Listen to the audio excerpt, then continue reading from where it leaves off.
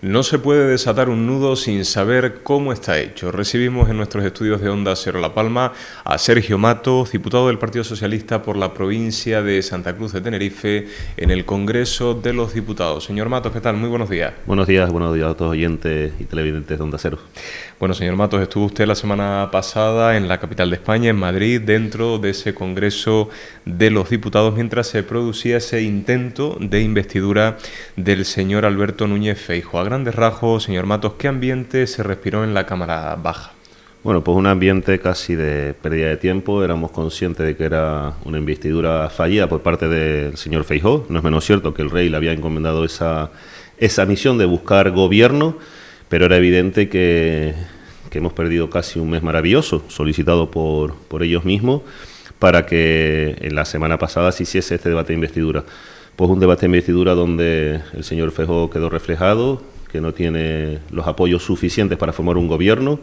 Es cierto que ganó las elecciones, pero no menos cierto que en España, incluso desde un ayuntamiento hasta el Congreso de los Diputados, hay que sumar, y 2 más 2 son 4, y en este caso pues el señor Feijóo se ha quedado en 1,5. Nos pasó lo mismo aquí en Canarias ganando Ángel Víctor Torres, o en Extremadura ganando Fernández Vara, y las otras 2 fuerzas políticas, en este caso tanto PP como Vox, pues han hecho pactos en esas 2 regiones.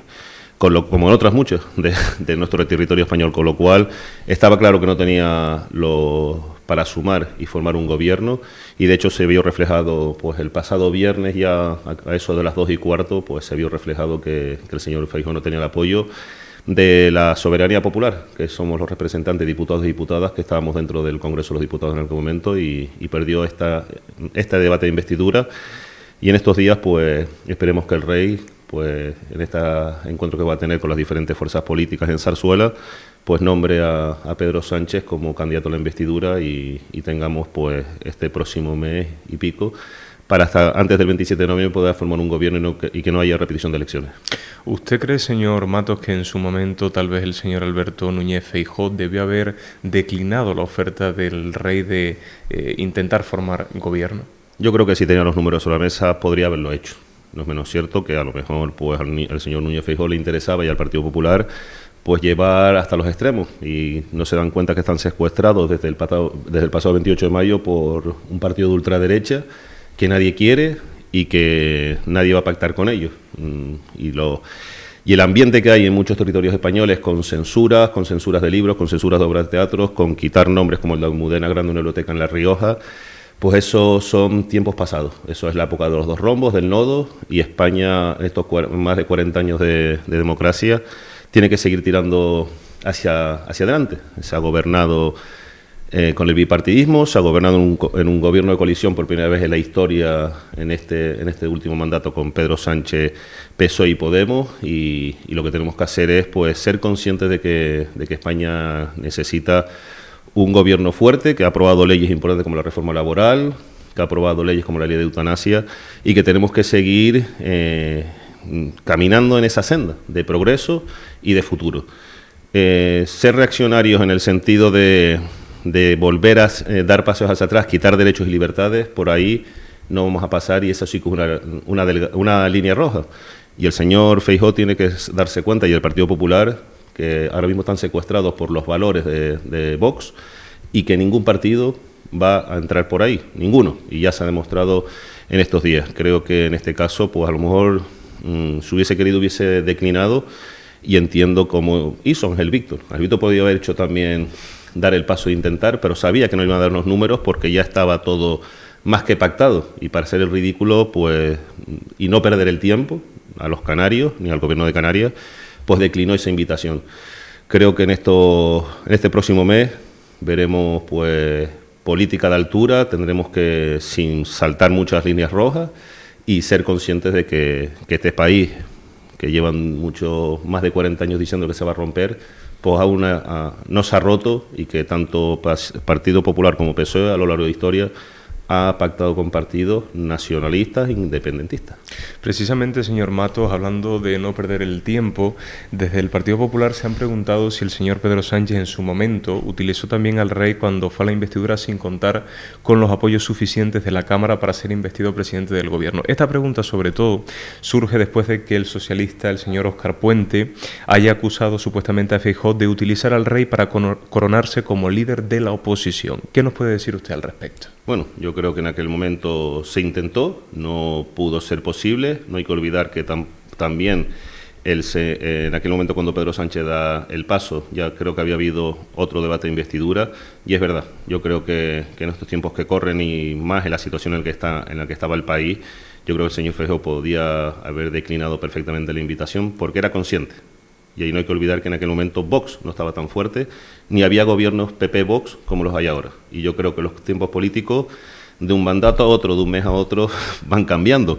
Y está claro que la situación que tenía Pedro Sánchez en aquel momento no es la misma que tenía el señor Feijóo. Y el señor Feijóo era consciente de que no tenía los números de 176 para formar un gobierno.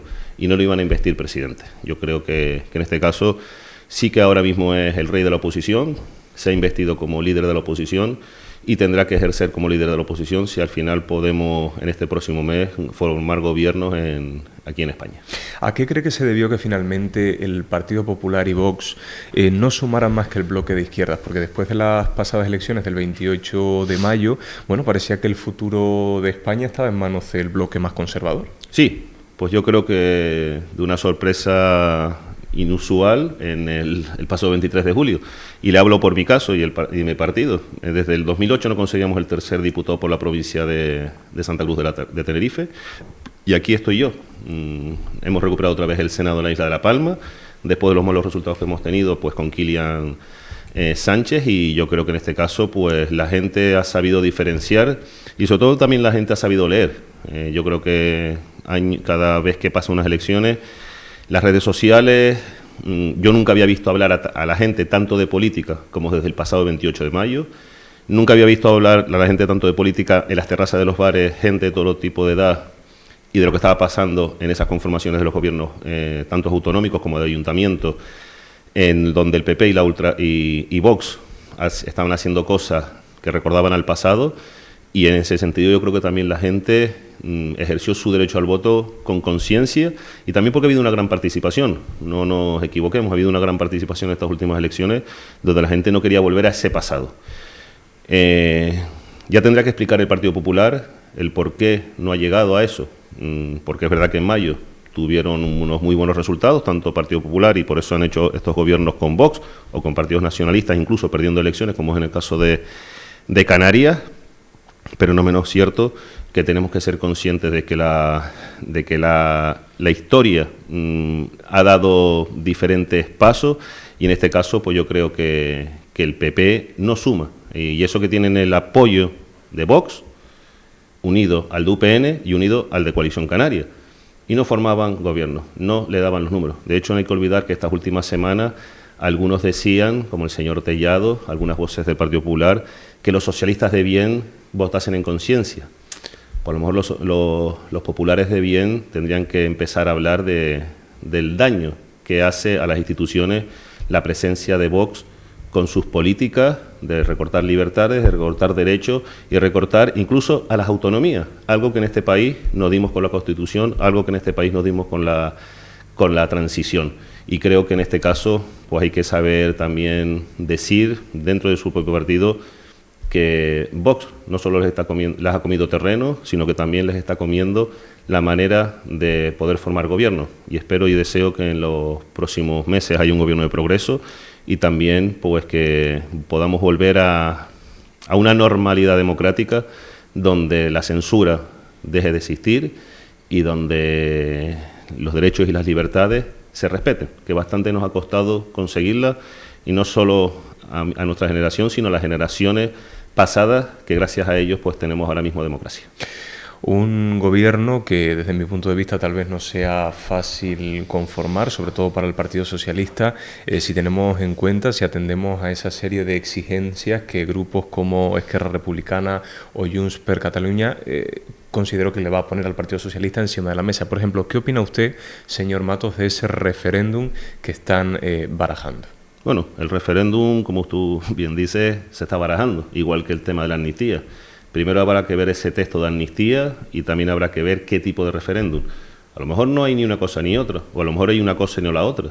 Y estoy convencido que el Partido Socialista, que es un partido con más de 140 años de historia, es un partido que, desde que consiguió el primer escaño con nuestro fundador Pablo Iglesias, siempre ha tenido presencia en la política española. Y no hay que olvidar que en democracia hemos tenido la suerte estos últimos 40 años de que los grandes cambios de este país han venido de la mano del Partido Socialista. Y no creo que España se vaya a romper. Yo tengo 47 años y lo llevo escuchando desde los 80, la ruptura de España. Y parece que cuando uno, con el caso de la amnistía, Aznar en su momento dio amnistía a 15 terroristas de Terra Llúria, un grupo terrorista de catalán, o en el año 2000, en el cambio de siglo, pues indultó y amnistió a más de 1000 personas. Pero que también ha habido amnistía para los golpistas del 23F. Entonces habrá que ver en qué momento, cuál va a ser ese texto de amnistía y también el tema del referéndum. Y esto son negociaciones políticas. Lo que está claro es que la paz social que se ha vivido en estos últimos años, desde el famoso 1 de octubre en Cataluña, pues también yo creo que gracias al diálogo, a la convivencia y a las maneras de hacer política y de no utilizar no solo temas políticos para encrispar a la sociedad, sino de mantener esa paz y esa convivencia. En este caso el Partido Socialista lo ha demostrado. También estoy convencido de que el Partido Socialista no va a vender cualquier cosa por el poder. Lo hemos demostrado a lo largo de la historia y posiblemente, y Pedro Sánchez de eso sabía mucho sobre resistencia, yo creo que si no se llega a un acuerdo, pues iremos a elecciones, pero porque no se llega a acuerdo, no porque vayamos a ir a una investidura fallida, ni a trocear España, como dicen algunos, o a vender Cataluña, como dicen otros. Habrá que llegar a los momentos, en los momentos habrá que ver cómo van esos caminos, cómo van esas negociaciones, y se verá. Y siempre que sea por el bien de España, y me refiero en este caso a la amnistía, que es lo primero que están exigiendo, pues el referéndum lo iban exigiendo décadas, no viene de ahora ni del 1 de octubre, lo vienen refiriendo décadas, y siempre estaba en la mesa de negociación cuando Aznar o Felipe González pactaban con Pujol, o con Arzayus, o con Ibarretxe, o ya no hemos olvidado del plan Ibarretxe, en el que se pedía pues también la autodeterminación de Euskadi.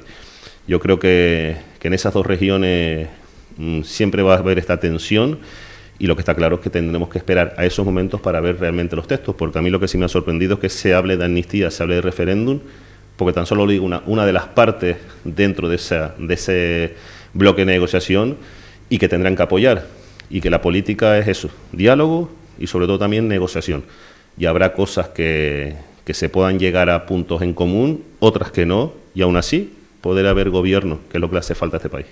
Hablamos de amnistía, hablamos también de indultos, hablamos de referéndum, de partidos independentistas. Usted hace un momento decía que no temía que España se pudiese fragmentar o se pudiese romper. Sin embargo, es cierto que el Partido Socialista apuesta como partido democrático por un diálogo siempre dentro del marco de la Constitución. Pero yo le pregunto si no cree que a lo mejor al Partido Socialista le afea darle la mano a partidos que a lo mejor no se sienten representados con la Constitución española del año 1978.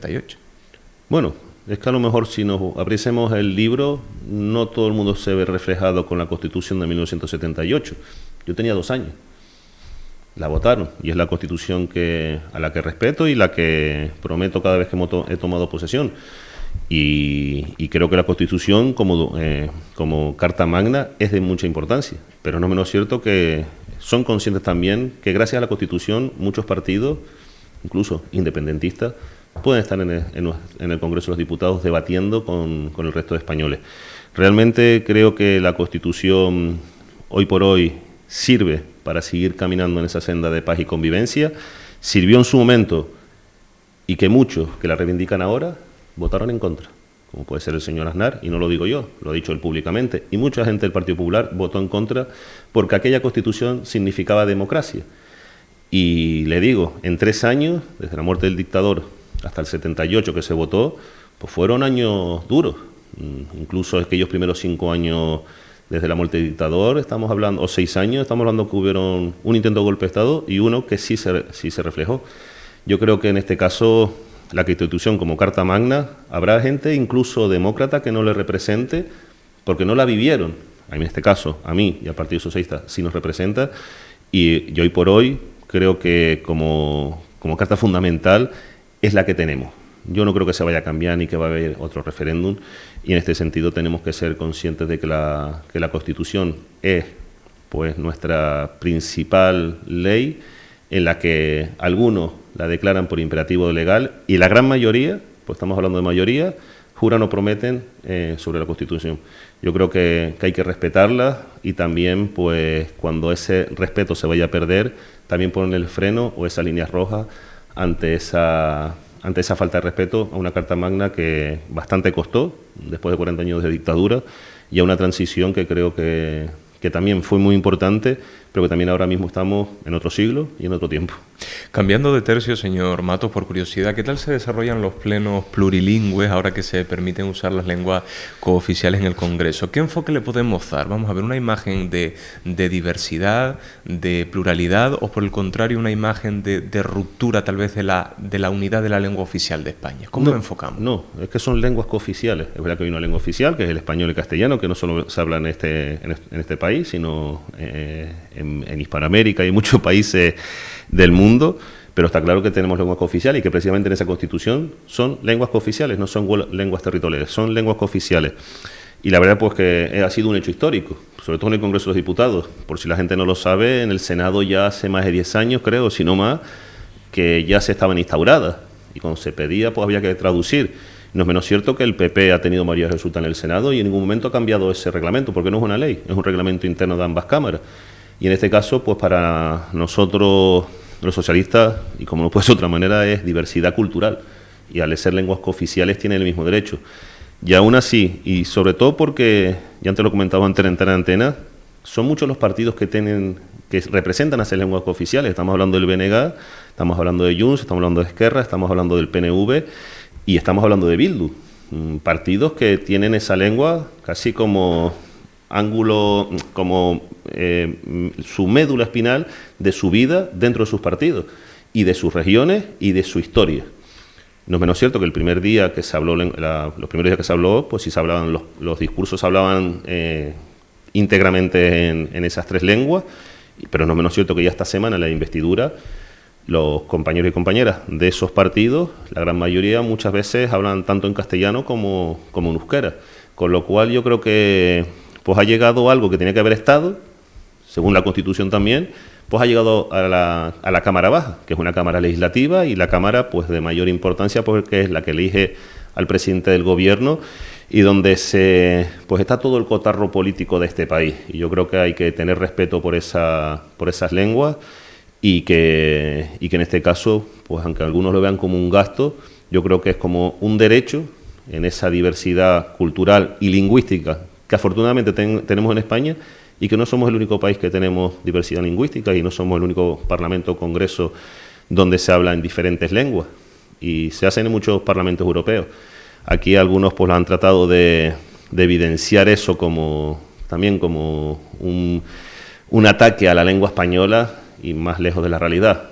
El problema es que muchas veces vemos un corte y no vemos todo el bosque, y le puedo asegurar que vivir ese momento, por lo único que tienes que hacer es ponerte un pinganillo, especialmente con el euskera, porque no se entiende mucho, pero el resto, tanto el catalán como el galego, pues es de fácil traducción, y la verdad que han facilitado pues que a través de los pinganillos podamos escuchar a los compañeros y compañeras de esas regiones. ¿Catalogaría usted, señor Mato, tal vez ese momento en el que los diputados de Vox depositaron todos esos auriculares en el escaño del señor Pedro Sánchez como un gesto tal vez de intolerancia? Sí, es que no tiene otro nombre. No tiene otro nombre. Es no entender España. Es no entender España. Sobre todo porque el compañero del Partido Popular, Borja Semper, es vasco, ha estado amenazado por ETA, ha tenido que tener escolta, y en su primera intervención habló en castellano, y en un momento de su discurso habló también en una lengua que él conoce perfectamente, que es el euskera. También le hicieron el feo a Borja Semper, a pesar de ser del Partido Popular.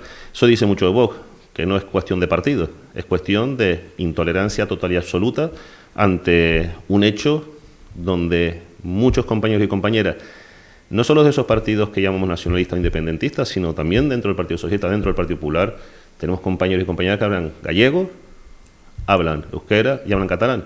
De hecho, el señor Feijóo en Galicia habla gallego perfectamente. Parece que se avergüenza de su lengua madre, porque en el Parlamento galego habla gallego.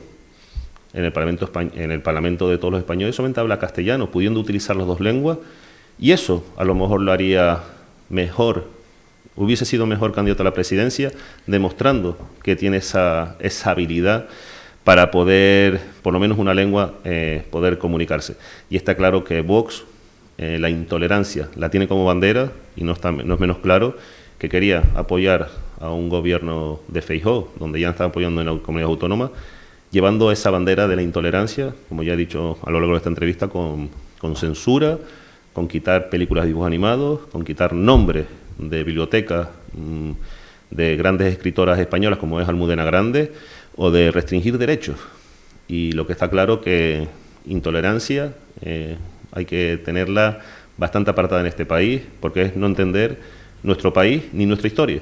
Cuando se habla de reinos de taifa es porque había un reino de Aragón, un reino de Castilla, y así nos hemos conformado este país poco a poco. Es verdad que hay una unidad territorial, pero no es menos cierto que hasta ese centralismo que había hace unas décadas, que solamente todo se comunicaba desde el reino cuando habían reyes, o desde la dictadura, todo desde Madrid, todo centralizado, es esa intolerancia que tiene como bandera pues el Vox, con lo cual sí, yo creo que esa es la frase que bien has definido tú, es totalmente intolerancia. Señor Matos, para finalizar la entrevista y como conclusión final, le pregunto si teme usted que se puedan enquistar las negociaciones debido a que los partidos políticos tropiecen constitucionalmente hablando, es decir, nos vemos abocados o nos podemos ver abocados a unas nuevas elecciones generales. Por supuesto que podemos vernos abocados si queremos enquistar las negociaciones, pero espero y deseo que no sea así. No es por nada, sino porque precisamente tenemos que tener claro lo que son las líneas políticas y los objetivos políticos, que es seguir progresando en leyes, en derechos y en propuestas por y para el bien de la ciudadanía.